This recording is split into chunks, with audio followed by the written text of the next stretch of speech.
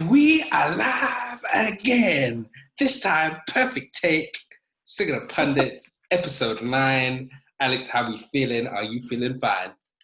Yes, I'm feeling absolutely fantastic, Joshua. Thanks for asking. What about you, Louis? How are you feeling? Yeah, I was good up until a certain result on Sunday evening, which I've tried to block out from my memory. But other than that, not too bad, thanks. Not too bad. Josh, how are you feeling? Um, I don't mention the time when it's 20 minutes past 7 or 2 minutes past 7. I just don't mention it. I don't mention that time anymore. That time has disappeared. So yeah, that's how I feel about it. Fair enough. Guys, today's episode, we are discussing the crazy results that we've seen in the Premiership in the opening weeks, involving some of the big clubs. Obviously, regarding these shock results, and of course, us being unbiased here on Sick Pundits, we will be discussing Liverpool's surprise and huge, massive defeat to Aston Villa. We'll be breaking down, analysing their performance. Lastly, we'll be discussing the end of the transfer window, which ended on Monday. Who do we think has done the best transfer business and the best loan deals out there? Just before we begin, firstly, we obviously want to thank each and every one of our followers across all the socials. You can find us, please search for us, Sick of the Pundits on Twitter, Instagram, and here on YouTube. If you enjoyed this video or any of our other videos, please hit that subscribe button somewhere there. Give our videos a thumbs up. And once again, we appreciate all the love, all the support that we get. Guys, it's been a strange weekend for results, and we've seen some funny scorelines in recent weeks. Manchester City lost 5-2 to Leicester. Manchester United lost 6-1 to Spurs. Villa beat our very own Liverpool 7-2. It's been a strange season. Everton are top and look quite impressive with their 100% start under Ancelotti. And obviously, James Rodriguez is performing well for them. I think with regards to strange results, Josh, is COVID playing a part with regards to the unusual atmosphere, the unusual circumstances? No, it's having no fans in the stadiums making it more of an even level playing field. Well, Louis, I want to first start off with the fact that Adrian was shit before COVID and he's shit now. So I won't blame COVID for Adrian. Do you know what? These results have been mad, and I think obviously the fans being there. I would love the fans to have been there for the City Leeds game because that was some incredible football, and I think the fans would have turned it maybe for Leeds. Yeah, football's been strange. Football's been strange without lockdown. Tactically, it's been more fun to see how the coaches are doing their things and how the players are playing. But man, Why are you getting onto Adrian so much? because I told my dad just before Liverpool conceded, you have to start the game 1-0 down when Adrian's in goal because he's bound to make a mistake. And the second he did that, the second I said that, I'm telling you, maybe 10, 15 seconds into it, he did something ridiculous, like pass the ball to Joe Gomez, and yeah, the rest is history, as they say. Liverpool's worst defeat in history.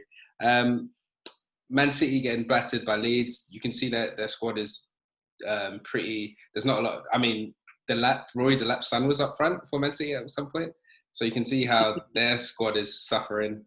And Manchester United. Well, Manchester United is a weird one because I thought they played brilliant to the end of last season. I actually picked them to finish second, but now they'll be left to finish seventh. So it's a weird one. I think COVID did play maybe a part. Actually, no, I don't think so. Actually, no, I don't think COVID's played a part. Alex, your thoughts? Did you just say you thought United were going to finish second? That's mad. I did. Oh, snap. There goes my phone. Do I think COVID's played a part? I guess a little bit.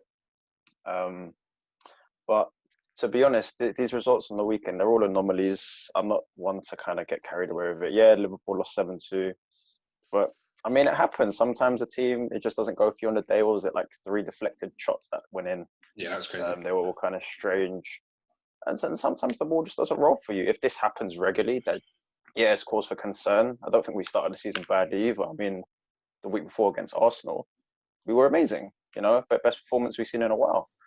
So it's just one of the things that happens, man. It could happen to any team, and unfortunately, it happened to to Liverpool on the weekend, United and City. So no, City when they lost to Leicester, obviously. So, Alex, you're quietly sort of confident that the unusual results will probably level out, and the top teams will eventually push further up the table. Yeah, because class is permanent, almost temporary and all. I don't see Liverpool losing that many games, and that's a freak. It's a freak result when it comes to it. The Spurs and United on that was funny though. Just seeing Ollie sitting in his chair wallowing away.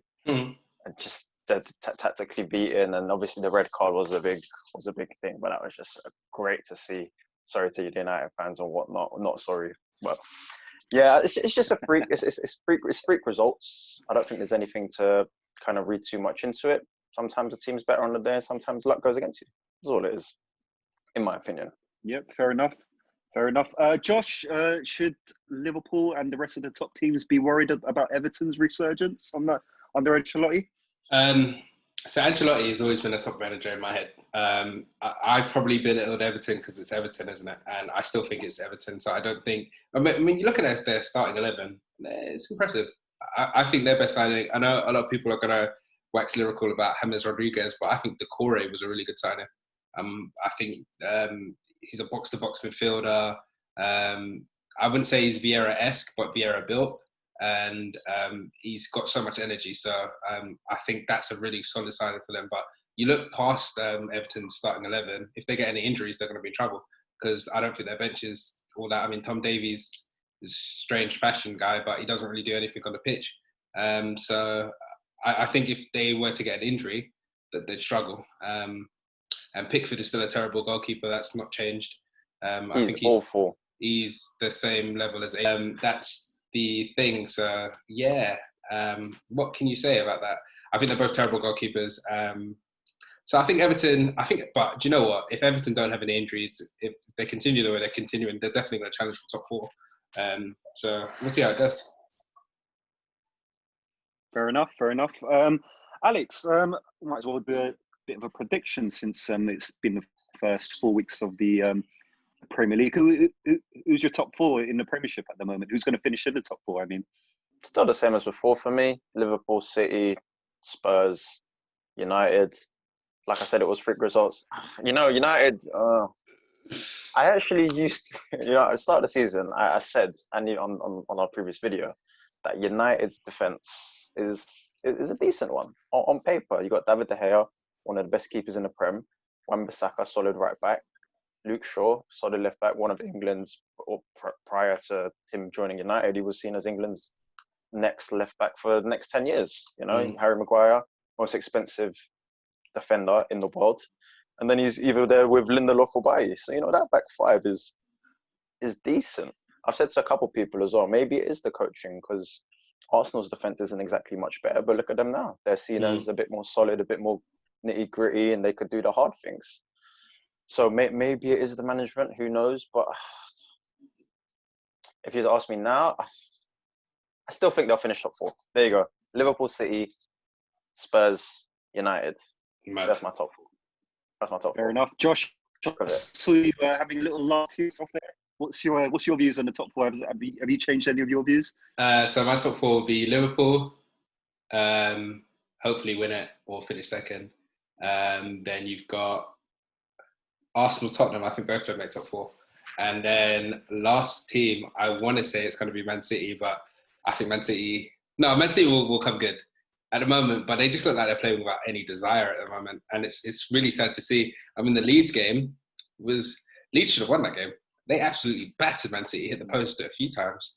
So you're looking at that, I think they're playing with no desire. Whereas look at Arsenal, especially now they've got a defensive midfielder, and I was speaking to my Arsenal mates about it. I don't think they've had a decent defensive midfielder since Gilberto Silva. And that's a very, very long time. And it's been a problem for them for forever. I'm still suspect about Leno. I think he had a blinder against us. But then he's a good keeper. He's okay. He is. He's not top class. I wouldn't put him top 3 or top 5 top 4 goalkeepers in the league. I wouldn't put him top 4 goalkeepers in the league. Edison. Yeah. Alisson. Yeah. Pope. Who else is there? Okay. I rate De Gea ahead of him, even though I don't really rate De Gea anymore. But put him ahead of him. What about Lloris? Lloris? Yeah, exactly. So he's not there. Fair enough. I think Arsenal, I think everything's coming together for Arsenal. I think Arsenal's front three or whatever, attacking wise, unquestionable. Now they've got a really good defensive midfielder. I know people are blowing it out of proportion, but I think he's very, very good defensive midfielder. Is Ceballos going to be enough to create in the middle? I think that's the question. I think that's the question mark for them. And defensively, as long as Kieran Tierney stays fit, I think he's the linchpin in that three-man defence. As long as he's fit. Yeah, man. I think he's been solid. He's so solid. Yeah. And he plays it. He doesn't play as a left back. He plays as one of the centre backs in the three. He's all right, but he's not like. No, I think he's vital. Vital. His leadership. I think he's been very good, Tierney, from what I've seen. He's been very solid defensively, sort of bombing down the left hand side. Really good signing for them, I think. I think I had my top four as obviously Liverpool, City, hopefully in that order, and then a toss up between Chelsea and United third and fourth. So I don't know. I guess we'll see how our predictions go. Well, Spurs are looking good. I didn't, but Harry Kane. Yeah. Harry Kane looks like Firmino on steroids. That's what Harry Kane looks like. I'm telling you. I was going to talk about Firmino a little bit later, but Harry Kane is looking every bit, but like everything we love about Firmino, Harry Kane's doing, and he's scoring goals. What are you talking about? You need to watch Spurs. What's your on the subject of Harry Kane? What's your on the subject of Harry Kane, Josh? Is he turned into more of a provider rather than a goal scorer these days? Do you think? Is his game changed as he's getting older? I think I've not watched the documentary, but what I've heard of people said about the documentary is that Mourinho went to Harry Kane and he said, "I'm gonna make you something more. I'm gonna make you Ronaldo." I think that's the element of Harry Kane's game that was missing, like being able to pick a ball out, being able to be a provider. What? Hold on, no. Here's what I'm saying. That wasn't the first thing in his head. First thing in his head is like, I'm going to be a goal scorer. I'm going to score a goal. But now he's got head up. I'm passing the ball. I'm going to be a provider for my team as well as score goals. That's something that wasn't in Harry Kane's game before. Like I'm blown away by Harry Kane's performances now. Like look at for England when he should have just passed the ball to Raheem Sterling. He didn't do that. He went for a goal. I think it was against. I can't remember who it was against. Either Croatia or something. Yeah, it was in the semis. And he should have passed the ball, and he didn't do it. This Harry Kane is going to pass the ball first now. Do you know what I mean? And I think that's the evolution of Harry Kane.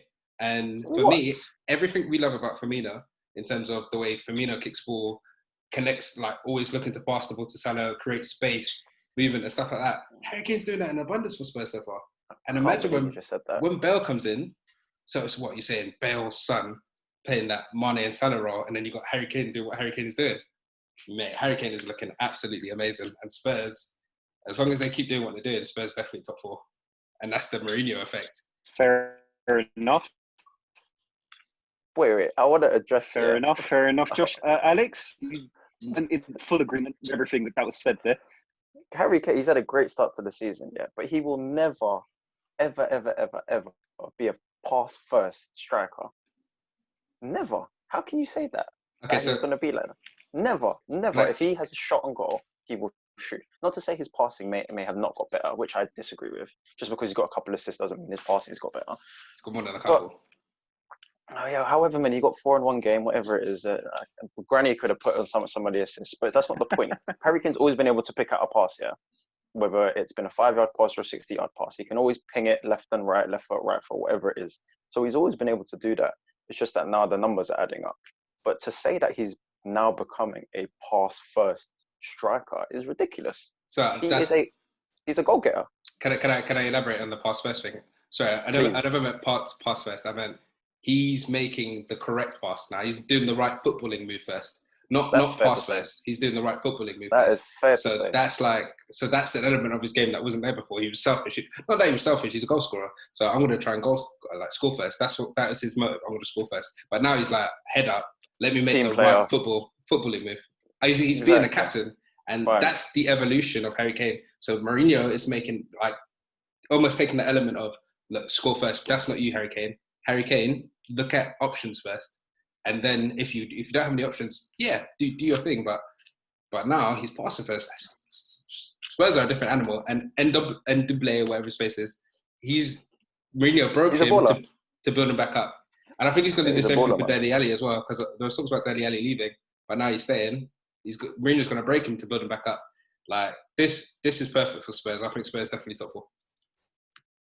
Yeah. Fair enough. Let's not turn this into the Tottenham show. Let's move on.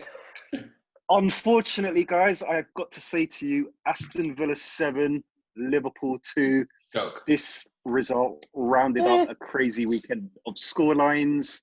I've got a few things listed here that went wrong. Adrian, is he good enough even as a number 2? Joe Gomez and Trent Alexander's form a bit sketchy and average at the moment. Jordan Henderson, huge miss in midfield. Sadio Mane absent through COVID, and Bobby Firmino. Is he the guy still up front? Guys, Alex, what are your thoughts on the weekend's result? I don't think enough is made about how good Aston Villa were. It can't just be that we were crap. You know, to put 7 past us is a big deal. And it's just, in my opinion, we were second to everything. Didn't win our headers, didn't win our 50-50s, didn't win any second balls, and it just wasn't good enough.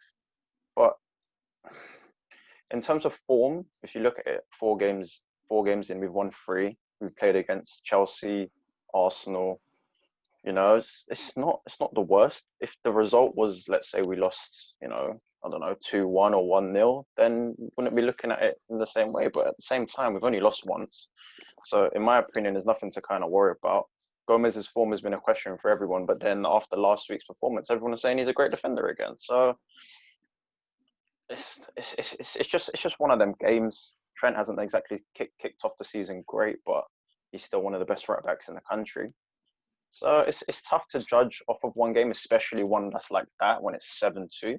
So I don't tend to read too much into it. If it starts happening regularly, then yeah. But I mean, who knows, Josh? What do you think about Jordan Henderson in the midfield? You think we're missing him that much? You think we're missing him that much? Yeah, Captain Fantastic is Jordan. No, he's not Captain Fantastic. That's Steven Gerrard. He's Captain Marvel. Because the thing about Jordan Henderson is, I looked at. We don't Captain Marvel or girl? Yes, because that's what he is. He's a blonde haired, blue eyes Marvel guy. No, there's Captain Marvel. He's I don't want to go DC on you, but he's DC Shazam. But anyway, okay. Stop being a nerd. What it comes down to is this: Jordan Henderson. Our win percentage with Jordan Henderson is 75%. Our win percentage without him is 55%. That's a big difference. Are these facts? I've seen the facts. I've seen it. I've seen the facts. I'm not. Josh, did you verify these stats? Because we don't check facts here. Maybe. But okay. Yeah. So, and I think just Jordan Henderson's leadership, and if you look at Alex is having a mare. If you look at our weakness right now is with Trent and Gomez that side. When Jordan Henderson's there, it's not that much of a weakness. I feel like Jordan Henderson tracks back a little bit better than, let's say, Naby Keita. I don't know about you guys, but seeing Naby Keita run against Aston Villa like he had a fridge on his back, I don't know what's going on. I'm like, Naby, what's going on? He was tracking back like you know when you're doing that cross country in school and you're struggling, you just want to stop by and just take a break and hopefully the teacher doesn't see you. That's what Naby Keita was doing in that game. It was very upsetting. But that's what I'm saying. So I feel like Jordan Henderson coming back to the team is important. We missed Thiago because I feel like against Aston Villa, we had no control in the midfield in that game. And for someone to be like, look, everyone take a breath. Mm-hmm. We conceded a couple goals now. Let's just pass the ball around. That normally never Genie happened does in the that. game. Do you know what? But I thought Genie played decent. I don't think Genie was terrible in that game at all. I mean, that whole left-hand side with Jota, Genie and Robertson, I think it was fine. It's just the right-hand side was... They were the better players, 100% in that game. They were the better players. But then, like I said, I feel like with Adrian, I think Adrian's the issue, man. Like, every time I see Adrian play, I think we're going to concede a goal. Like, and I'm not being funny. Like, literally, I'm just like, okay, we're definitely going to concede a goal. It's just how many goals that we score. And I think that's going to be like that because I think Alisson's out for 6 weeks. So I think that's going to be like that. 6 weeks? I'm telling you, we could lose the title. Honestly, Adrian could lose us the title and definitely make us struggle in the group. In the Champions League as well. Like, I don't think people realise how terrible Adrian is, but I'm here to let the viewing public know Adrian is trash. Do you know the thing about Adrian? This is what I said in the group chat as well. You know, no one's ever bought Adrian. It's been free transfer after free transfer after free transfer. Why do you think that is? The guy's trash. That's what I'm saying. I was going back and forth with my dad about this as well. I'm like, Adrian's shit. Adrian is he's just not good. And like, fair dues for him. Like, but my man, we picked him up from a park. Like, he was kicking ball in a park for a second division team in the Spanish third division. He got scouted. In a park, bro. Like, no, if it was me, Vrom is a free agent right now. I'm picking up Vrom. Like, the Dutch connection with them boys there. I'm picking up Vrom. I'm not doing Vrom. I'm picking up. The Spurs, the ex-Spurs one. Yeah, I'm picking up Vrom because I think he's a little bit better. It's not Vroom. It sounds like you're saying Vroom Vroom. Bruv, Vroom, get Alisson out. Put him in a car and get him out. Because it's a joke, man. Or I'd put Kelleher in. I'm dead serious, bro. I mean, he's probably a nice guy. Put Kelleher in Prem matches now. 100%. Big Prem matches. 100%. Because Adrian's going to cost us goals. Like, what in Adrian's past has he seen of not costing us games? He cost us in the Champions League, cost us in the FA Cup. Yeah, his start of the season was great, but when the pressure was on him, he flaked every single time. And the worst thing about the Aston Villa game is, like, after a while, Jerry Gomez, Van Dijk didn't want to even pass the ball to him. Didn't want to pass the ball to him. And that's just not helpful. When you don't believe in your goalkeeper, it puts nervousness right through the squad. Yeah, 100%. And that's the issue, man. We're going to have that issue for the next 6 weeks. That could cost us the title, but hopefully not. Hopefully not. That's assuming every other team does well in that period. I mean, no team looks like they're going to run away with it anyway, other than Everton, and we know that that's not going to happen. So it's not going to last, yeah. Hopefully, man. Yeah. I'm worried, though. Are you worried? A little bit. Genuinely worried. Adrian's trash. I'm telling you, we're 1-0 down. As soon as you start the free game, we're 1-0 down. Everyone needs to realise that we're going to concede a goal. No Liverpool defenders in your fantasy team, please. We've got the goalkeeper there in a lot of depth. Let's move up the field into attack. Do we have any worries up front, Alex? Obviously, Sadio had his COVID. Salah was in red hot form, getting his 2 goals. Bobby Firmino, despite an assist, is still receiving a bit of criticism out there. How do you think we're looking in attack, Alex? First? Bobby will always receive criticism because every average fan, they're just stupid, isn't it? Because they're going to judge him on his goals, and they're going to be like, oh, he hasn't scored a goal in however many games or whatever it is. And then they'll be like, oh, look, Calvert-Lewin's real number 9. That's what you need to win the league. That's never going to come out of my mouth. Clearly. But I mean, I'm never going to be worried. Not never, but like if we're talking about currently now, the Liverpool team, I'm not worried. We're easily the best team in the league as long as we stick to what we're kind of doing. Like I said what was it? Villa. It's an anomaly. It happens, and I'm not going to start saying we should drop Bobby. We should drop this, that. There's stuff that obviously needs to change, but it changes on the like. Say for example, next week we can go exact same team that we have. Smack a team 6-1 ourselves, 7-2 ourselves.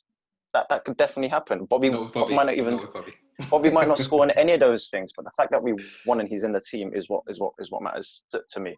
You know, I couldn't care less if he didn't score throughout the whole season, but we won the league because that's possible in the system that we do play. So Josh hates Bobby for whatever reason, or he thinks that Bobby should be scoring 20 goals a season, but we proved it last season that he doesn't need to be doing that. So yeah. That's my take on Bobby. Can I come in, yeah? Yeah, go ahead. Bobby Firmino. I know he wants to talk. I give him his time to talk about it, just to do his Bobby slander, whatever he's gonna say. He's gonna be another. He's gonna probably take Aubameyang over Bobby as well. Who knows? Or whatever. Look, Bobby Firmino. I love Bobby Firmino, but for me, Bobby just needs, I say, a breakout of the team. Look at if you're looking at Klopp's favourite player, it's definitely Bobby Firmino. I think he started most of. I wonder why. I wonder why. Because look, Bobby is the system. However, the one thing that was missing in the Aston Villa game was the press. Bobby wasn't pressing anyone, and you can see it. They literally just Bobby. Bobby leads the press though. But was it just Bobby? But Bobby leads the press. No, it's not. But if Bobby's not leading the press, if Bobby's not creating space for people like Jota, Mane and Salah, and if Bobby is not chipping in with the assists, then what's the point of him having him in the team? One game, he did chip in with No. assists. by the way. No. Yeah, he Just to did. say. He scored an assist, but that was one of the worst games I've ever seen Bobby play. And it's Okay, not. and that's And fair. we're not saying this is an anomaly as well. Bobby's been kind of poor since, I think they quoted it. He's only scored like 8 goals in the last 30 odd games or something like that. Yawn. That But stat is irrelevant. that's what I'm saying. That's what I'm saying. Look, Bobby, if you're not assisting, if you're not creating space, if you're not doing all the things that you're supposed to do in the system, because you are the system, then How do you quantify creating look, space? here's the thing though. Here's the thing. Bobby has been poor, but I think a player like Thiago is gonna help Bobby out a lot, because Bobby won't have to come as deep as he's coming to collect the ball and create things with a player like Thiago. I think 2017, 2018 Bobby will come back because Thiago is going to be in the midfield doing what Coutinho did for us, like being able to pick a pass. He might not score as much goals as Coutinho, but I think he's going to be able to pick a pass, so Bobby doesn't have to. And I think we're going to see the best Bobby with Thiago in the team, and that's my belief. So I'm not going to hear slander Bobby. I think, like everyone says, he is the system for Liverpool, but I don't think that means he's beyond criticism, because I think he's been pretty poor for a best part of for quite a long time. I would say for like not an entire season, but he's been below average, let's say. I don't understand how that makes sense. We won the league with him starting. We won the league because Wait, let me finish. Let you learn, We won the league, and he started virtually every game in the Prem.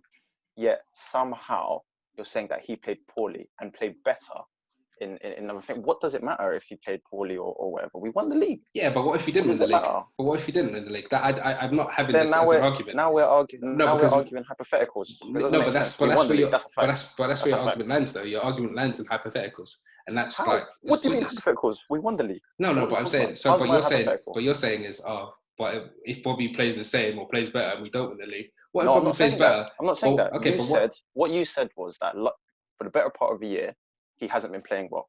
But in that year, we won the league. Yeah. But we won the year in that league, so how can he not be playing well? He's clearly well enough to play for Klopp to start all the time, no? Yeah, but look, I'm saying, so for me, I'm saying Bobby's played a lot of games. I think Bobby's a bit tired. He looks a bit leggy, and he looks like he's running out of ideas. However, I'm saying a player like Thiago is going to open another dimension for Bobby, so he doesn't have to do all the hard work.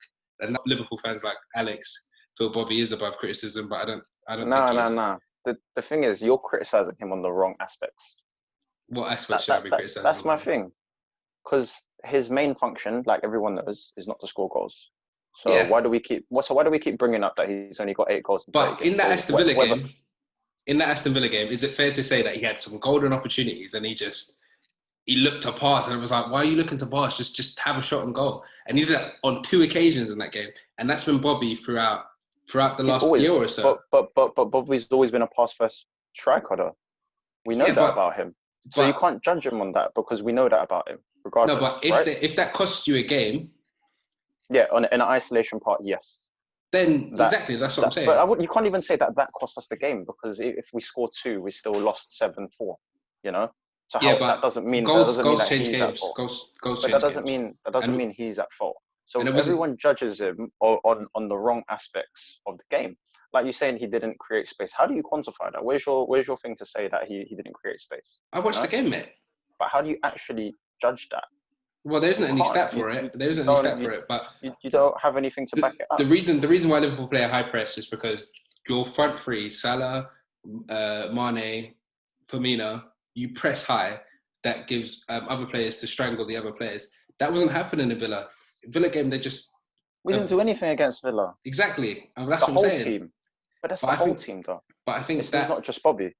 I'm not blaming just Bobby for that, but I'm saying Bobby, Firmino, if you're not doing these things that you said, that you mentioned... In one game. But if you're not doing... But he's not been doing them for a lot of games, though. How can you say that, though? We've been winning every game, so clearly it's working. Yeah, but not down to Bobby Firmino, not down to the system Bobby Firmino. It's not been down to him. It's been down to either Mane or Salah, match winning. And everyone says Bobby's the system, yeah? All right, cool. But it's Trent and Robinson. If one of them are not playing, why is Bobby the system for you? Why is Bobby the system? Bobby's the system. In your opinion, why is he the system? Bobby's the system because without Bobby Firmino, he creates space for Salah and Mane to do their thing. And if Bobby's not there, it's not that we struggle, but it seems like, I don't even think we struggle too tough. But it'd be interesting to see it. I think we struggle more if Robertson or Alexander-Arnold doesn't play. I generally think we do. We'll see, innit? We'll see. Fair enough. I think this could be an ongoing Bobby Firmino discussion throughout the whole season. I guess we'll readjourn in a few weeks. Play. Doesn't Tierney? What, on loan? Yeah, he went on loan to Oh, wow. That's a bad move for Chelsea. Doesn't Kearney play in essentially the role that Loftus-Cheek plays, and he's club captain? So where's he going to play?